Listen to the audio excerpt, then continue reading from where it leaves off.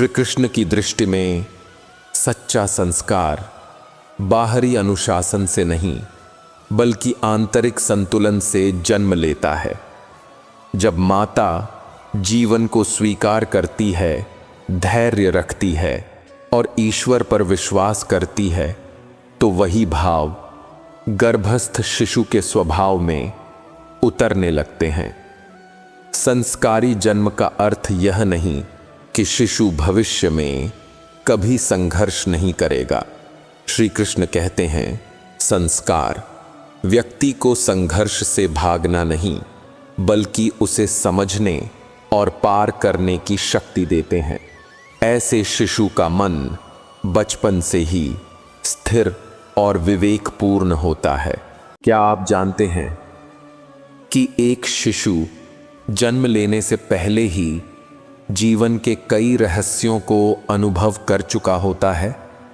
मां के मन में उठने वाला सिर्फ एक विचार, एक डर या एक प्रार्थना बच्चे के पूरे भविष्य की नींव रख सकती है।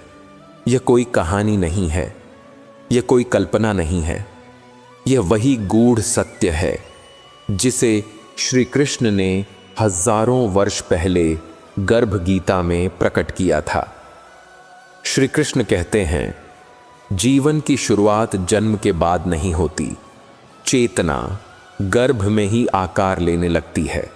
और आज आधुनिक विज्ञान भी इसी निष्कर्ष पर पहुंचा है कि मन और अवचेतन ही इंसान की सोच, उसके निर्णय और उसके भाग्य को दिशा देते हैं। यहां आध्यात्म और विज्ञान आमने सामने नहीं हैं, बल्कि कंधे से कंधा मिलाकर एक ही सत्य की पुष्टि करते हैं। गर्भ में पल रहा शिशु सिर्फ शरीर नहीं होता, वह सुनता है, वह महसूस करता है और भीतर ही भीतर सीखता है। मां की भावनाएं, उसके शब्द और उसकी मानसिक अवस्था शिशु के अवचेतन में गहराई से अंकित हो जाती हैं। यही कारण है कि श्री कृष्ण गर्भ गीता में चेतना की शुद्धता को सर्वोच्च महत्व देते हैं। अब प्रश्न यह है, क्या हम अनजाने में ही अपने बच्चों का भविष्य स्वयं लिख रहे हैं? और यदि हां, तो क्या गर्भ गीता और आधुनिक विज्ञान मिलकर हमें इसका मार्ग दिखा सकते हैं? आइए इस रहस्य को गहराई से समझते हैं। श्री कृष्ण की दृष्टि में संस्कारी जन्म केवल किसी धार्मिक परिवार में जन्म लेना नहीं है, यह आत्मा की चेतना से जुड़ा एक गहरा सत्य है। गीता में श्री कृष्ण स्पष्ट करते हैं कि मनुष्य का जीवन उसके जन्म से पहले ही अपनी दिशा तय कर लेता है। आत्मा अपने पूर्व कर्मों, विचारों और इच्छाओं के आधार पर ही इस संसार में प्रवेश करती है। इसीलिए संस्कारी जन्म आत्मा की आंतरिक शुद्धता का परिणाम होता है। श्री कृष्ण के अनुसार जन्म कोई संयोग नहीं है, यह कर्म का स्वाभाविक फल है। जिस प्रकार बीज वैसी ही भूमि खोजता है, उसी प्रकार आत्मा भी वैसा ही गर्भ चुनती है जहां उसके संस्कार आगे विकसित हो सकें। जहां माता का मन शांत हो, विचार पवित्र हों और भावनाएं सकारात्मक हों, वहीं संस्कारी जन्म की नींव रखी जाती है। संस्कारी जन्म का अर्थ केवल शास्त्र पढ़ना या धार्मिक कर्म करना नहीं है। श्री कृष्ण कहते हैं, सच्चा संस्कार मन की अवस्था से उत्पन्न होता है। यदि माता पिता का जीवन सत्य, करुणा और संयम से भरा हो, तो वही गुण गर्भस्थ शिशु में स्वतः प्रवाहित होने लगते हैं। श्री कृष्ण यह भी समझाते हैं कि गर्भस्थ शिशु केवल शरीर नहीं होता, वह पूर्ण चेतना है। वह माता के भाव, भय, प्रेम और विश्वास को गहराई से अनुभव करता है। इसलिए संस्कारी जन्म तब होता है जब गर्भ में पल रहा शिशु भय नहीं बल्कि शांति और सुरक्षा महसूस करता है। गीता के अनुसार मनुष्य जैसा सोचता है वैसा ही बनता है। यही नियम गर्भ अवस्था में भी लागू होता है। श्री कृष्ण मानते हैं कि माता की निरंतर चिंता, क्रोध और नकारात्मकता शिशु के मन पर गहरा प्रभाव डालती है, जबकि सकारात्मक चिंतन संस्कारी जन्म को आकार देता है। संस्कारी जन्म केवल वर्तमान जीवन से नहीं बल्कि आत्मा की यात्रा से जुड़ा है। श्री कृष्ण बताते हैं कि आत्मा अनेक जन्मों के अनुभव अपने साथ लेकर आती है। यदि वर्तमान गर्भ में उसे शुद्ध वातावरण मिले तो पुराने संस्कार और अधिक उज्जवल रूप में प्रकट होने लगते हैं। श्री कृष्ण की दृष्टि में सच्चा संस्कार बाहरी अनुशासन से नहीं बल्कि आंतरिक संतुलन से जन्म लेता है। जब माता जीवन को स्वीकार करती है, धैर्य रखती है और ईश्वर पर विश्वास करती है, तो वही भाव गर्भस्थ शिशु के स्वभाव में उतरने लगते हैं। संस्कारी जन्म का अर्थ यह नहीं कि शिशु भविष्य में कभी संघर्ष नहीं करेगा। श्री कृष्ण कहते हैं, संस्कार व्यक्ति को संघर्ष से भागना नहीं बल्कि उसे समझने और पार करने की शक्ति देते हैं। ऐसे शिशु का मन बचपन से ही स्थिर और विवेकपूर्ण होता है। श्री कृष्ण के अनुसार शब्दों में भी शक्ति होती है। माता द्वारा बोले गए शब्द, सुनी गई वाणी और ग्रहण की गई ध्वनियां शिशु की चेतना को आकार देती हैं। इसलिए संस्कारी जन्म वहां होता है जहां वाणी में शांति और सत्य का स्पर्श हो। संस्कारी जन्म केवल शरीर के स्वास्थ्य से नहीं बल्कि आत्मिक स्वास्थ्य से जुड़ा है। श्री कृष्ण बताते हैं, यदि भोजन, विचार और भाव तीनों शुद्ध हों तो गर्भ में पलने वाली आत्मा संतुलित और जागरूक बनती है। श्री कृष्ण की दृष्टि में सबसे बड़ा संस्कार है कर्तव्य बोध। यदि माता पिता अपने जीवन के कर्तव्यों को ईश्वर की पूजा समझकर निभाते हैं तो वही भावना शिशु के संस्कारों में स्वतः समाहित हो जाती है। संस्कारी जन्म भय से मुक्त चेतना से जुड़ा है। श्री कृष्ण कहते हैं, भय से लिया गया कोई भी निर्णय जीवन को कमजोर बनाता है। इसलिए गर्भकाल में निर्भयता, विश्वास और समर्पण सबसे बड़े संस्कार माने गए हैं। श्री कृष्ण यह भी सिखाते हैं कि संस्कारी जन्म का अर्थ दूसरों से श्रेष्ठ होना नहीं बल्कि स्वयं पर विजय पाना है। ऐसा शिशु बड़ा होकर दूसरों को बदलने से पहले स्वयं को समझने का प्रयास करता है। संस्कारी जन्म वह आधार है जिस पर एक संतुलित समाज खड़ा होता है। श्री कृष्ण मानते हैं कि जब व्यक्ति जन्म से ही सही दिशा में सोचने लगता है तो उसका जीवन केवल स्वयं के लिए नहीं बल्कि पूरे समाज के लिए कल्याणकारी बन जाता है। श्री कृष्ण की दृष्टि में संस्कारी जन्म ईश्वर का वरदान नहीं बल्कि मानव चेतना का परिणाम है।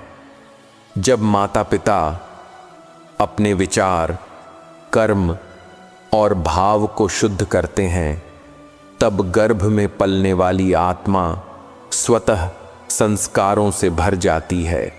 यही वह जन्म है जिसे श्री कृष्ण संस्कारी जन्म कहते हैं। श्री कृष्ण गर्भ गीता के माध्यम से यह स्पष्ट करते हैं कि जीवन की शुरुआत केवल शरीर से नहीं बल्कि चेतना से होती है।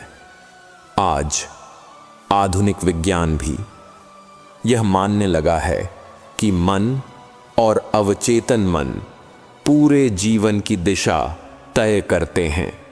जहां विज्ञान इसे न्यूरॉन्स और ब्रेन वेव्स से जोड़ता है, वहीं श्री कृष्ण इसे आत्मा और संस्कारों का प्रभाव बताते हैं।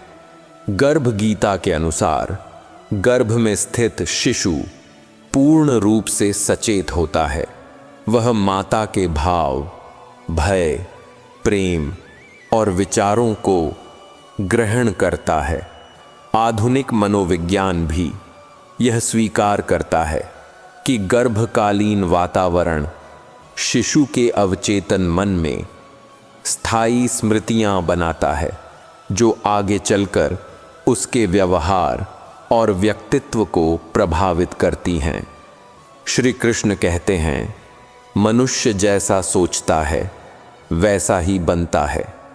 आधुनिक विज्ञान भी यही कहता है कि अवचेतन मन बार बार सुनी गई बातों और अनुभवों को सत्य मान लेता है।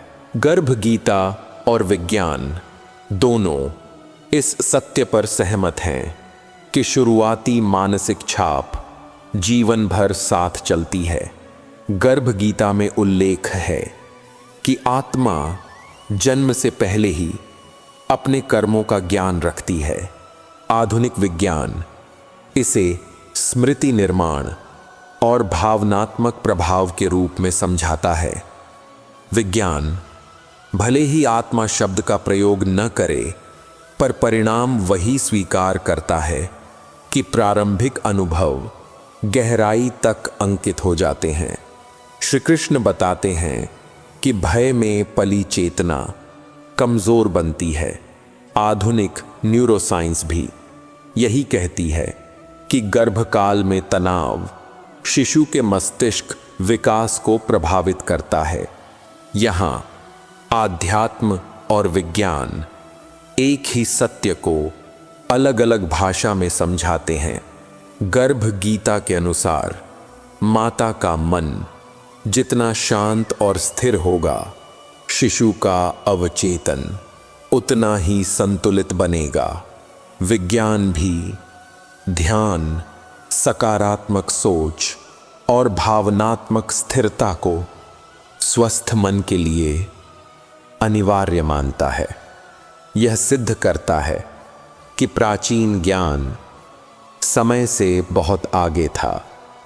श्री कृष्ण यह सिखाते हैं कि शब्दों में शक्ति होती है। आधुनिक विज्ञान इसे श्रवण संस्कार और अवचेतन प्रोग्रामिंग कहता है। गर्भ में सुनी गई वाणी, संगीत और ध्वनि शिशु के अवचेतन मन को आकार देती है। यह दोनों पक्षों की साझा मान्यता है। गर्भ गीता यह नहीं कहती कि भाग्य जन्म के साथ तय हो जाता है। वह यह सिखाती है कि संस्कार बीज के रूप में बोए जाते हैं। विज्ञान भी मानता है कि अवचेतन मन एक बीज की तरह होता है। जैसी जानकारी उसमें डाली जाए, वैसा ही व्यवहार भविष्य में उभरता है। श्री कृष्ण के अनुसार चेतना केवल मस्तिष्क तक सीमित नहीं है, वह पूरे अस्तित्व में व्याप्त है। आधुनिक विज्ञान अब आंत मस्तिष्क संबंध और कोशिकीय स्मृति की बात करता है, जो इस आध्यात्मिक दृष्टि को वैज्ञानिक आधार प्रदान करता है। गर्भ गीता में आत्मा की जागरूकता पर विशेष बल दिया गया है। विज्ञान इसे जागरूक अवस्था और अव्यक्त स्मृति कहता है। दोनों यह स्वीकार करते हैं कि मनुष्य कई बातें बिना सिखाए ही जानता है, जो सीधे अवचेतन से आती हैं। श्री कृष्ण बताते हैं कि माता पिता की जीवन शैली शिशु के मन की नींव रखती है। आधुनिक मनोविज्ञान भी कहता है कि माता पिता की भावनाएं बच्चे के अवचेतन नक्शे का निर्माण करती हैं। यह संयोग नहीं बल्कि सत्य का प्रमाण है। गर्भ गीता का उद्देश्य डर पैदा करना नहीं है, उसका उद्देश्य है चेतना जगाना। विज्ञान भी आज यही कहता है कि जागरूक माता पिता मानसिक रूप से मजबूत संतानों का निर्माण करते हैं। दोनों का लक्ष्य एक ही है, स्वस्थ मन। श्री कृष्ण यह सिखाते हैं कि अवचेतन मन शुद्ध किया जा सकता है। आधुनिक विज्ञान भी थेरेपी, सकारात्मक पुष्टि और न्यूरोप्लास्टिसिटी के माध्यम से यही सिद्ध करता है कि मन बदला जा सकता है, चाहे संस्कार कितने भी पुराने हों। गर्भ गीता और आधुनिक विज्ञान के बीच कोई विरोध नहीं है। यह एक संवाद है जहां विज्ञान यह बताता है कि कैसे, वहीं श्री कृष्ण यह समझाते हैं कि क्यों। दोनों मिलकर मानव चेतना की पूर्ण तस्वीर प्रस्तुत करते हैं। श्री कृष्ण का उपदेश और आधुनिक विज्ञान एक ही सत्य की ओर संकेत करते हैं। मन और अवचेतन ही जीवन का आधार है। गर्भ गीता इस आधार को जन्म से पहले मजबूत करने की कला सिखाती है और विज्ञान उसी सत्य को प्रमाणित करता है। यही इन दोनों का दिव्य संगम है। अंत में केवल इतना समझ लेना ही पर्याप्त है कि गर्भ गीता कोई कल्पना नहीं है और आधुनिक विज्ञान कोई विरोधी नहीं है। दोनों एक ही शाश्वत सत्य की ओर संकेत करते हैं कि मन और अवचेतन ही मनुष्य के जीवन की दिशा तय करते हैं। श्री कृष्ण ने हजारों वर्ष पहले जिस चेतना की बात कही थी, आज विज्ञान उसी को माइंड और सबकॉन्शियस के नाम से स्वीकार कर रहा है। गर्भ में पल रहा शिशु सिर्फ शरीर नहीं होता, वह सुनता है, वह महसूस करता है और वह सीखता है। माता का हर विचार, हर भावना और हर शब्द उसके अवचेतन में बीज की तरह अंकित हो जाता है और यही बीज आगे चलकर उसके चरित्र, उसकी सोच और उसके भाग्य का रूप ले लेता है। यही कारण है कि श्री कृष्ण गर्भ गीता में भय नहीं बल्कि जागरूकता सिखाते हैं। वह कहते हैं, जब मन शुद्ध होता है तब जन्म भी संस्कारी होता है। आज विज्ञान भी यही सिद्ध कर रहा है कि सकारात्मक वातावरण एक मजबूत और संतुलित मन का निर्माण करता है।